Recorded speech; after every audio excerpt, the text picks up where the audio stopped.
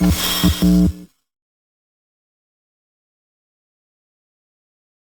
right, I'm Roxy Weeman, and I'm here with Tyler Merrick of Project 7. And Project 7 is a company that sells everyday all-natural items and donates 50%, more than 50% of their products. So can you tell us a little bit just about kind of the genesis of Project 7? Absolutely. And what it is? It was a consumer goods line that was started in an effort to create an ongoing revenue stream for nonprofits, specifically 7 different areas of need. So we do everyday items, like you said, and when you buy them, they tell you exactly what you're doing. So you're feeding the hungry, you're housing the homeless, you're healing the sick, buying malaria medicine. And our whole message is getting people to think about how they buy, to be smarter as a consumer.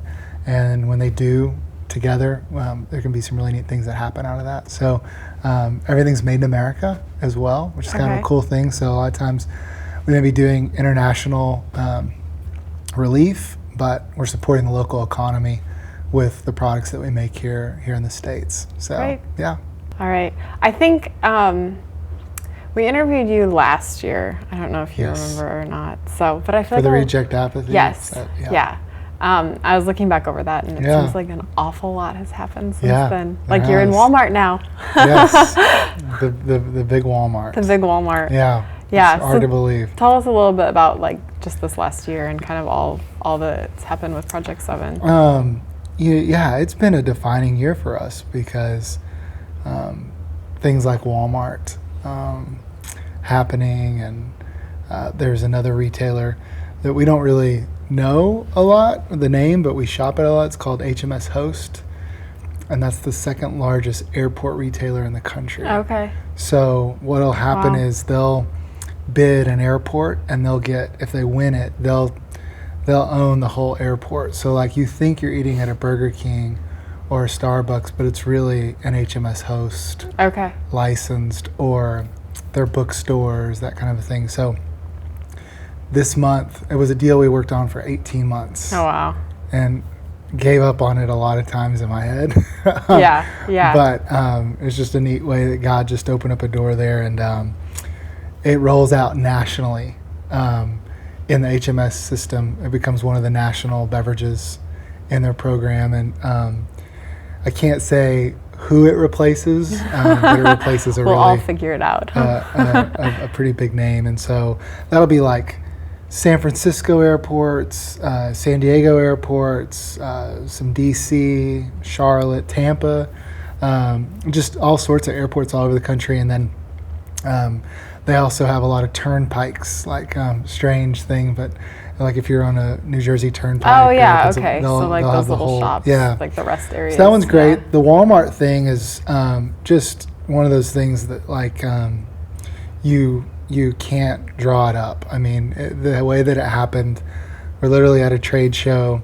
and this guy walks by, and a lot of times when you're a big name like Walmart or Target, they'll flip their tags. So they're not like accosted at every corner. Yes. Yeah. So this guy walks up, he's got his badge turned around, and he's kind of just looking at our stuff, and we're like, hey, have you heard of Project 7? We kind of start telling the story, and he kind of lets his defenses down, and he just takes out his business card, and he was like, well, I'm with Walmart. Call me and set up a visit. This is interesting to me. Wow. Which, it just doesn't happen very often because of what, you just described. So literally, so the HMSHost thing was 18 months. The Walmart deal, from the time we met him in New York at that trade show to the time that I went and met with him in Bentonville, was 3 weeks. Oh, wow. And at the Bentonville meeting, he decided to put it in the stores. Gosh. So what they're doing is they're starting us out on the West Coast. Okay. So California, Washington, Oregon, and Colorado. Nice. They're doing we're in 125 stores today. We're getting sales data. It's doing really well. And it'll be 250 stores by the end of the month. Oh, wow. But again, just another one of those things like David Goliath. I mean, God really did an amazing thing in that, in the sense that if you look at the register at Walmart, it's unheard of to get one product at the register because it's just Right. so high profile. Right. Walmart gave us 3 products at the register to an unproven, Wow. Nobody. And the guys that were on shelf competing against are Kraft, Mars, and Hershey. So they could just sneeze and blow us out of the water. Right. So it's kind of neat to be the underdog and independent. So. Do you feel? I mean, I'm sure you get this all the time, but do you feel like you sold out to big old Walmart? Oh yeah, you get that absolutely. We've gotten some of that from different people, and I think the thing that I always come back with is, look. The reason why I started Project 7, the number one reason was to try to help nonprofits on an ongoing basis in these 7 areas of need. So, for me, if Walmart gives us an opportunity to sell product and help those people, that's why we started it. So I can name off over a dozen other groups that have turned us down this last year, and so. Ones that do give us a shot, we're just like, let's make the most of this. And Walmart, they catch a lot from different people. Obviously, when you're the biggest guy on the block, you're gonna catch some grief. But there's nobody in the country, and they're the largest retailer in the world, for them to give us such a shelf presence.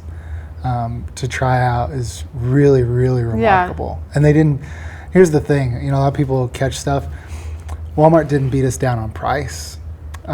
They didn't ask for a free product. They didn't, all these things that a lot of the other guys do. They just said, okay, let's try to help you guys out and do something. So these big partnerships, do you feel like they came about because of the vision of your product or the quality of your product? Or what was it that kind of made them say, oh yeah, we want to try this out? That's a very I think we first get a shot with people, buyers, and these opportunities because of the message and the brand, and kind of, oh, that's different. What's feed the hungry on the package, or house the homeless? This is interesting.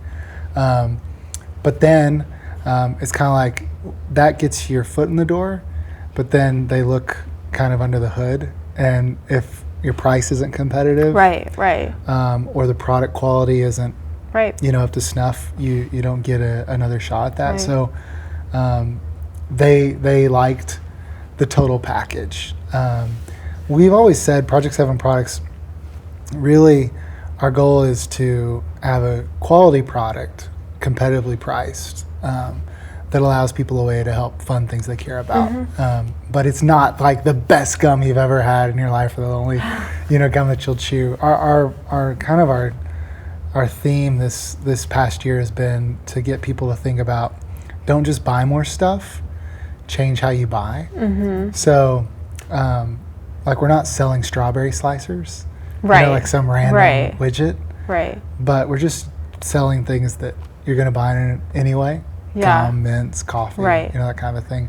But if you shift in your purchases, you can make an impact on somebody else's life.